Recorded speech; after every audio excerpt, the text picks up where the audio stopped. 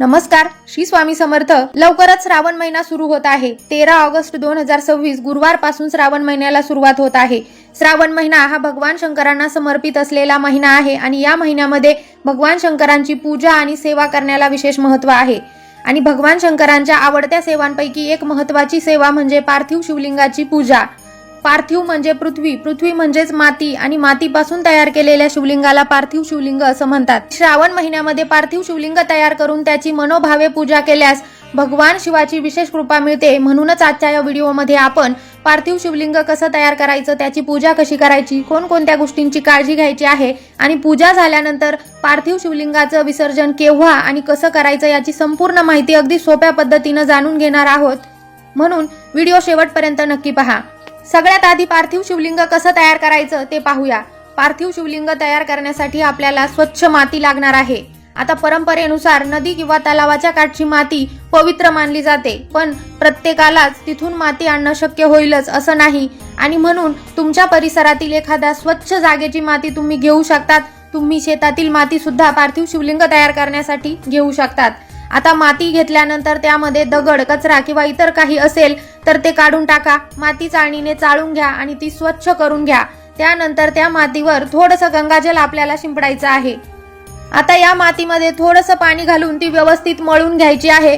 खूप पातळ किंवा खूप कोरडी ठेवायची नाही. अगदीच घट्टसर असा मातीचा गोळा आपल्याला तयार करायचा आहे. माती व्यवस्थित तयार झाल्यानंतर आपल्या हातानं त्याला शिवलिंगाचा आकार द्यायचा आहे. आता शिवलिंग तयार करताना मनामध्ये भगवान शंकरांचं स्मरण करा आणि ओम नमः शिवाय, ओम नमः शिवाय किंवा श्री शिवाय नमस्तुभ्यम, श्री शिवाय नमस्तुभ्यम या मंत्राचा जप आपल्याला सतत करत राहायचा आहे. आता हे पार्थिव शिवलिंग कुठे ठेवायचं तर बघा, तुमच्या घराजवळ बेलाचं झाड असेल, शमीचं झाड असेल, आवळ्याचं झाड असेल किंवा वडाचं किंवा एखादं पवित्र झाड असेल तर तिथे स्वच्छ जागा करून तिथे आपल्याला हे पार्थिव शिवलिंग ठेवून त्याची पूजा करायची आहे.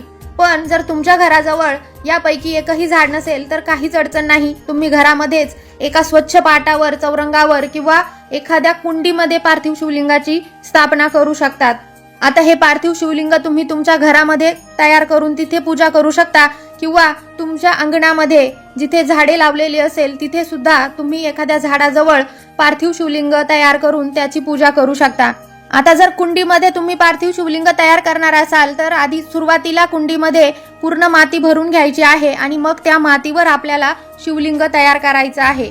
आता शिवलिंग तयार करताना त्याला अभिषेकाचं पाणी जे आहे ते बाहेर जाण्यासाठी जो भाग असतो त्याला आपण जलाधारी म्हणतो. ही जलाधारी उत्तर दिशेकडे आली पाहिजे अशा प्रकारे आपल्याला पार्थिव शिवलिंगाची स्थापना करायची आहे. आता सगळ्यात आधी पार्थिव शिवलिंगाची पूजा करण्यासाठी आपल्याला पूजेसाठी साहित्य लागणार आहे. तर आपल्याला शिवलिंगाचा अभिषेक करण्यासाठी पंचामृत लागणार आहे, तांब्याभर शुद्ध पाणी लागणार आहे. त्याचबरोबर गाईच्या किंवा तुपाचा दिवा किंवा तेलाचा दिवा, धूप, अगरबत्ती, त्याचबरोबर भस्म, चंदन, अष्टगंध, कापूर, अखंड तांदूळ, कापसाचं वस्त्र, लवंगा, काळे तीळ, पांढरे तीळ, त्याचबरोबर पांढऱ्या रंगाची फुलं, धोत्र्याचं पांढरं फूल किंवा धोत्र्याचं फळ, बेलपत्र, शमीचे पत्र असतील तर ते घ्या. दुर्वा घ्यायचा आहे, रुईचं पान घ्यायचं आहे आणि पूजेमध्ये प्रसाद म्हणून ठेवण्यासाठी एखादं फळ किंवा खडीसाखर घ्यायची आहे. आपल्या इच्छेनुसार दक्षिणा घ्यायची आहे. तर यापैकी ज्या वस्तू तुम्हाला उपलब्ध असतील त्या वस्तू पूजा करण्यासाठी घ्यायच्या आहे. पूजा सुरू करण्याआधी जिथे पूजेची मांडणी केली आहे तिथे बसण्यासाठी एक आसन टाकायचं आहे आणि आसनावर बसून पूजा करायची आहे. सगळ्यात आधी आपल्याला दिवा प्रज्वलित करायचा आहे. तुम्ही गाईच्या तुपाचा दिवा लावू शकतात किंवा तेलाचा दिवा लावू शकता, कारण आपण जी कोणतीही पूजा किंवा सेवा करतो त्या सेवेचा साक्षीदार म्हणून दीपदेवतेला मानलं जातं. म्हणून पूजा सुरू करण्याआधी दिवा नक्की लावून घ्या. त्यानंतर धूप आणि अगरबत्ती सुद्धा लावायची आहे. आता बघा, पार्थिव शिवलिंग तयार केल्यानंतर आपल्याला माहीतच आहे की शिवलिंगावर संपूर्ण शिवपरिवाराचं वास्तव्य मानलं जातं. म्हणजेच माता पार्वती, भगवान कार्तिकेय आणि गणपती बाप्पा यांचं वास्तव्य शिवलिंगावर असतं आणि म्हणून शिवलिंगाची पूजा करण्याआधी आपल्याला संपूर्ण शिवपरिवाराचं मनापासून स्मरण करायचं आहे, त्यांना प्रार्थना करायची आहे आणि त्यानंतर शिवलिंगाच्या पूजेला सुरुवात करायची आहे. आता जर तुम्हाला श्रावण महिन्यामध्ये दररोज पार्थिव शिवलिंगाची पूजा करायची असेल तर सुरुवातीलाच मनामध्ये तुम्ही संकल्प करू शकता. संकल्प करताना आपलं नाव सांगायचं आहे, गोत्र सांगायचं आहे आणि मग तुम्ही या पूर्ण श्रावण महिन्यामध्ये दररोज पार्थिव शिवलिंगाची पूजा करणार आहात की फक्त सोमवारच्या दिवशीच पार्थिव शिवलिंगाची पूजा करणार आहात तसं सांगायचं आहे. आणि तुमची काही इच्छा असेल ती इच्छा पूर्ण होण्यासाठी तुम्ही या पार्थिव शिवलिंगाची श्रावण महिन्यामध्ये पूजा करत असाल तर त्या इच्छेचा उल्लेख करायचा आहे आणि संकल्प सोडायचा आहे आणि मगच पूजेला सुरुवात करायची आहे. आता पार्थिव शिवलिंगात अभिषेक आपल्याला करायचा आहे. सर्वप्रथम स्वच्छ पाण्याने अभिषेक करा, त्यानंतर पंचामृताने अभिषेक करायचा आहे आणि यानंतर पुन्हा एकदा आपल्याला स्वच्छ पाण्यानं अभिषेक करायचा आहे. म्हणजे अभिषेक करताना साधा क्रम लक्षात ठेवा. आधी पाण्यानं, त्यानंतर पंचामृतानं आणि शेवटी पुन्हा स्वच्छ पाण्याने आपल्याला अभिषेक करायचा आहे. अभिषेक झाल्यानंतर आता शिवलिंगाची पूजा करायची आहे. अभिषेक करत असताना खूप जास्त पाणी टाकायचं नाही शिवलिंगावर किंवा खूप जास्त प्रमाणात आपल्याला पंचामृत सुद्धा टाकायचं नाही, कारण हे पार्थिव शिवलिंग आहे आणि म्हणून शक्यतो थोड्या प्रमाणात पाणी आणि पंचामृताचा वापर करायचा आहे. आता अभिषेक झाल्यानंतर शिवलिंगाची पूजा करायची आहे. भगवान शंकरांना भस्म प्रिय मानला जातो, त्यामुळे पार्थिव शिवलिंगाला भस्म लावा. आपला अंगठा आणि करंगळी सोडता मधली जी 3 बोटं आहेत त्या 3 बोटांनी पार्थिव शिवलिंगाला भस्म लावायचा आहे आणि आपल्या कपाळाला, कंठाला, छातीला सुद्धा आपल्याला भस्म लावायचा आहे. त्यानंतर चंदन किंवा अष्टगंध सुद्धा आपल्याला शिवलिंगाला लावायचं आहे. आणि जर तुमच्याकडे कापसाचं वस्त्र असेल तर हे वस्त्र शिवलिंगावर अर्पण करायचं आहे. त्यानंतर अखंड अक्षता सुद्धा शिवलिंगाला अर्पण करा. देवाला तुटलेला किंवा फुटलेला अक्षता अर्पण करू नये, त्यामुळे शक्यतो स्वच्छ आणि अखंड अक्षता वापरायच्या आहे. आता भगवान शंकरांना प्रिय असलेलं बेलपत्र अर्पण करा. बेलपत्र शक्यतो स्वच्छ आणि अखंड असावं. 3 पानांचं बेलपत्र मिळालं तर उत्तम. बेलपत्र आधी स्वच्छ पाण्यानं धुवून घ्या आणि त्यानंतर चंदन लावून ते शिवलिंगावर अर्पण करा. बेलपत्रासोबतच शमीपत्र, धोत्र्याचं फूल किंवा फळ, रुईची पानं, पांढरी फुलं, दुर्वा तुम्ही शिवलिंगावर अर्पण करू शकतात.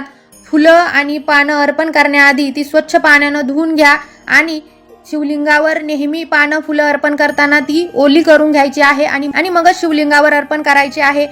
त्याचबरोबर आपण शिवलिंगावर जेव्हा अक्षता किंवा पांढरे तीळ, काळे तीळ अर्पण करत असतो तेव्हा ते सुद्धा थोडेसे ओले करून घ्यायचे आहे आणि मगच शिवलिंगावर अर्पण करायचे आहे. आता बघा, श्रावण महिन्यामध्ये अनेक भक्त संकल्प करून भगवान शंकरांना 108 बेलपत्र, 108 पांढरी फुलं किंवा 108 अक्षता, 108 लवंगा अर्पण करत असतात. आता तुम्हाला शक्य असेल तर तुम्ही सुद्धा अशा प्रकारे श्रावण महिन्यामध्ये सेवा करू शकतात.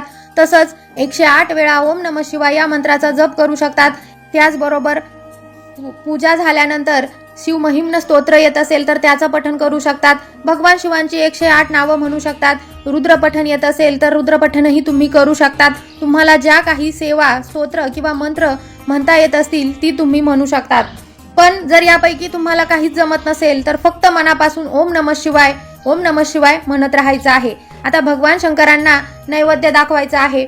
नैवेद्यामध्ये एखादं फळ, खडीसाखर किंवा घरामध्ये उपलब्ध असलेला एखादा साधा उपवासाचा पदार्थ ठेवू शकतात. तुमच्या श्रद्धेनुसार दक्षिणा सुद्धा ठेवायची आहे. आता यानंतर भगवान शंकरांची आरती करा, गणपती बाप्पाची आरती करा, देवीची आरती करा. तुम्हाला जी आरती येत असेल ती आरती म्हणायची आहे. आरती झाल्यानंतर भगवान शंकरांना मनापासून नमस्कार करा आणि आजच्या या पूजेमध्ये माझ्याकडून काही चूक झाली असेल तर मला क्षमा करा अशी मनोभावे प्रार्थना करा. आता एक महत्त्वाची गोष्ट सांगते. जर तुम्ही एखाद्या विशेष मनोकामनेसाठी जसं की पुत्रप्राप्ती, संतान प्राप्ती किंवा सौभाग्यासाठी पार्थिव शिवलिंगाची पूजा करत असाल तर पार्थिव शिवलिंग तयार करताना मातीमध्ये थोडंसं दूध, दही किंवा तूप मिसळायचं आहे आणि त्यानंतर आपल्याला पार्थिव शिवलिंग तयार करायचं आहे. कारण भगवान शंकरांना पांढऱ्या रंगाच्या वस्तू प्रिय मानल्या जातात आणि पांढरा रंग हा संतान, सौभाग्य आणि चंद्रदेवाशी संबंधित मानला जातो. म्हणून अशा प्रकारची मनोकामना असेल तर मातीमध्ये थोडंसं दूध, दही किंवा तूप मिसळून त्यानंतर त्या मातीपासून पार्थिव शिवलिंग तयार करू शकता. आता सगळ्यात महत्त्वाची गोष्ट म्हणजे पार्थिव शिवलिंग किती वेळ ठेवायचं आणि त्याचं विसर्जन केव्हा करायचं. पार्थिव शिवलिंग हे कायमस्वरूपी ठेवण्यासाठी नसतं. जर तुम्ही दररोज पार्थिव शिवलिंगाची पूजा करत असाल तर दररोज नवीन पार्थिव शिवलिंग तयार करून त्याची पूजा करायची परंपरा आहे आणि म्हणून पहिल्या दिवशी तयार केलेलं पार्थिव शिवलिंग संपूर्ण श्रावण महिना ठेवून त्याची पूजा करत राहायची नाही.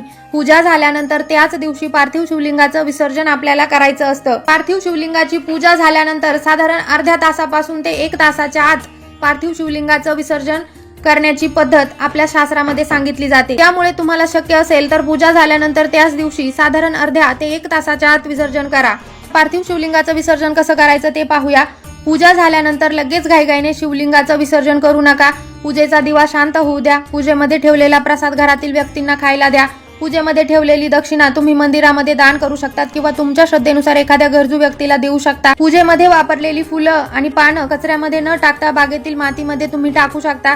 आता पार्थिव शिवलिंगाचं विसर्जन आपल्याला करायचं आहे. जर तुम्ही कुंडीमध्ये पार्थिव शिवलिंग तयार केलं असेल तर त्याच कुंडीमध्ये त्याचं विसर्जन करू शकतात. शिवलिंगावर थोडंसं पाणी टाका आणि अगदी हळुवारपणे हाताने ते मातीमध्ये मिसळू द्यायचं आहे. शिवलिंग जोरात फोडायचं नाही किंवा तोडायचं नाही. अगदी प्रेमाने आणि भक्तिभावाने ते मातीमध्ये विसर्जित करायचं आहे. किंवा जर तुम्ही चौरंगावर किंवा पाटावर शिवलिंग तयार केलं असेल तर त्याचं विसर्जन तुम्ही वाहत्या पाण्यात करू शकतात किंवा अगदीच तुमच्या झाडांमध्ये जी माती आहे तिथे सुद्धा तुम्ही त्या पार्थिव शिवलिंगाचं विसर्जन करू शकतात. फक्त त्या शिवलिंगाची जी माती आहे ती कुणाच्या पायाखाली येणार नाही याची काळजी आपल्याला घ्यायची आहे. आणि बघा, जर तुम्हाला या संपूर्ण श्रावण महिन्यामध्ये दररोज पार्थिव शिवलिंगाची पूजा करण्याचा संकल्प करायचा असेल तर एक गोष्ट नक्की लक्षात ठेवा. दररोज नवीन पार्थिव शिवलिंग तयार करायचं, त्याची पूजा करायची आणि पूजा झाल्यानंतर त्याच दिवशी त्याचं विसर्जन करायचं. पूजा झाल्यानंतर भगवान शंकरांना मनापासून नमस्कार करा. तुमच्या मनात जी इच्छा आहे ती महादेवाला सांगा, पण त्यासोबत एक सुंदर प्रार्थना नक्की करा. हे महादेवा, माझ्यासाठी जे योग्य आहे ते मला द्या आणि माझ्यावर तुमची कृपा सदैव राहू द्या. माझ्या इच्छा पूर्ण करा. कारण आपण पूजा फक्त आपली इच्छा पूर्ण व्हावी म्हणून करत नाही, तर भगवान शिवाप्रती आपली श्रद्धा, भक्ती आणि कृतज्ञता व्यक्त करण्यासाठी सुद्धा पूजा करत असतो. तर 13 ऑगस्ट 2026 पासून श्रावण महिना सुरू होत आहे आणि या श्रावण महिन्यामध्ये तुम्ही तुमच्या वेळेनुसार पार्थिव शिवलिंगाची पूजा नक्की करू शकता. दररोज पूजा करणं शक्य असेल तर दररोज करा. दररोज करणं शक्य नसेल तर श्रावणातील सोमवार, प्रदोष किंवा तुमच्या श्रद्धेनुसार शुभ दिवशी ही पूजा करू शकता. महादेवाच्या पूजेसाठी मोठा खर्च करण्याची गरज नाही. साध्या पाण्यानं, बेलपत्रानं आणि मनापासून केलेल्या ओम नमः शिवाय या मंत्राचं जपानं सुद्धा तुम्ही भगवान शंकरांची सेवा करू शकतात. सगळ्यात महत्त्वाचं म्हणजे पूजा करताना मनामध्ये श्रद्धा आणि भक्तिभाव असू द्या. आता ही माहिती जर तुम्हाला उपयुक्त वाटली असेल तर व्हिडिओला लाईक करा. व्हिडिओ तुमच्या मित्रपरिवारासोबत आणि नातेवाईकांसोबत शेअर करा. तुमच्या काही शंका असतील तर त्या कमेंटमध्ये नक्की लिहा. पुन्हा भेटूया अशाच एका नवीन आणि उपयोगी माहितीसोबत. तोपर्यंत धन्यवाद. श्री स्वामी समर्थ. ओम नमः शिवाय.